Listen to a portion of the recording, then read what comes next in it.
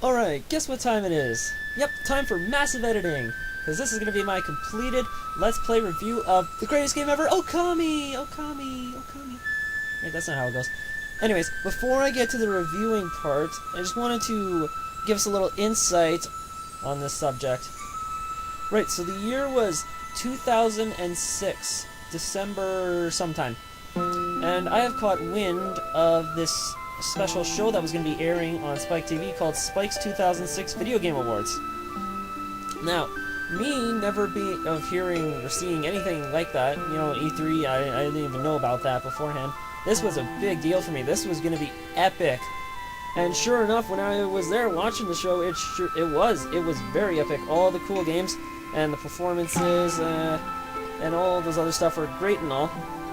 You know, seeing all the best games of the year. I forget if that was a year of like Halo and Gears of War, BioShock maybe. Yes, I do believe BioShock was the game of the year for that one. Or wait, no, that was Elder Scrolls? Yeah, I think Elder Scrolls. And BioShock was next year, and then Mass Effect, I think. I don't know. But the point is, all those games were cool and all and great, and got me kind of, you know, I wanted to try them out because, you know, they were all FPSs really. But when it came time near the end for the previews of games that were going to be available next year, when I saw Okami for the first time, my attention span just, like, stopped. And all I could do is just stare at the screen and take in every possible millisecond I could of what I was seeing. Just from the very first moment that I saw Okami, I knew I needed to have, at the very least, play that game. All the other games just became obsolete to me. That was the game I needed to play. And so, sad enough for me, it turns out it only was available on the PS2. And having borrowed a PS2 from a friend, but then him taking it back, made me really sad that that happened before Okami came out. Now, I considered buying an entire system, the PS2, just to play this game, but I really didn't have that kind of spending money. So, Okami was not to be seen from me ever again.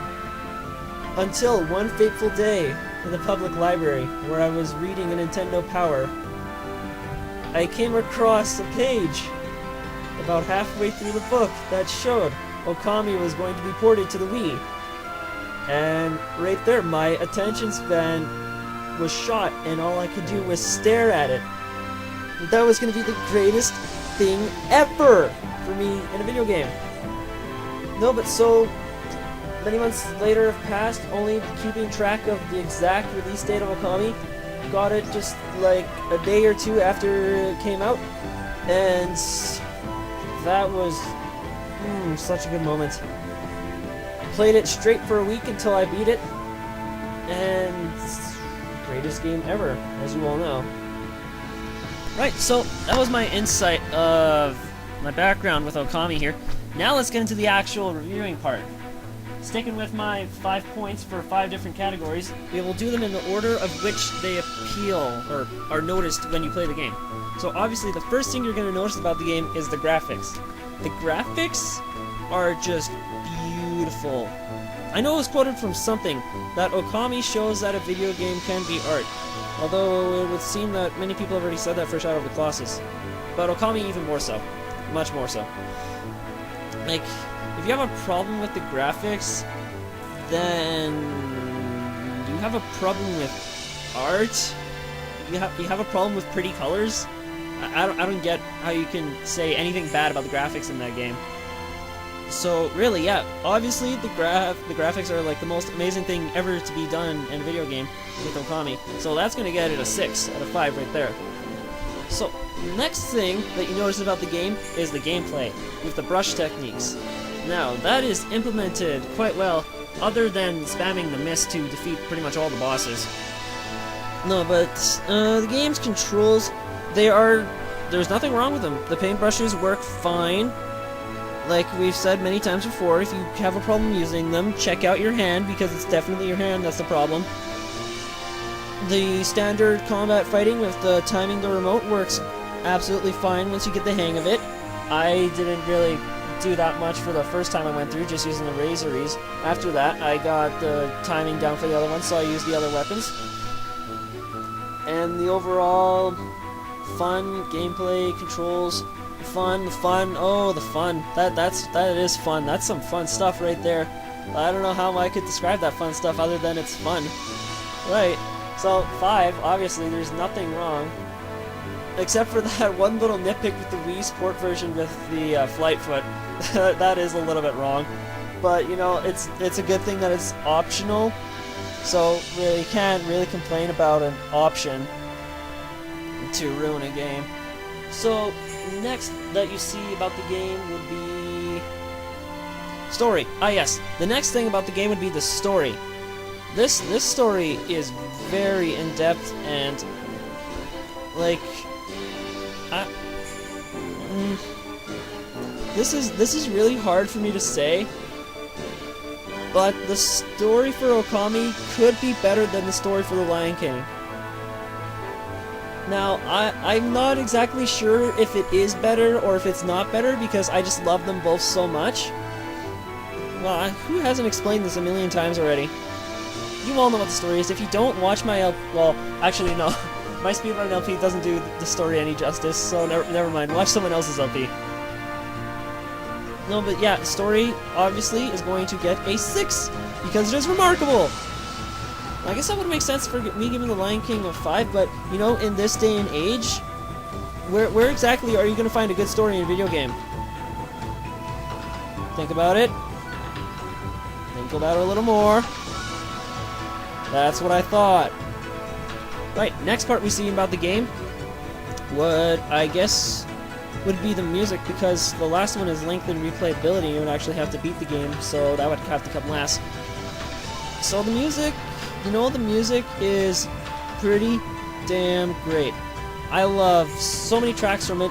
I do have a little bit of a nitpicking problem though, because I'm such a huge fan of snow and or ice themes, but the ones in this game don't really portray to what I consider to be snow or ice themes, and there actually isn't it. The closest thing to an ice theme would be Inside the Water Dragon, so I don't know, it doesn't really work.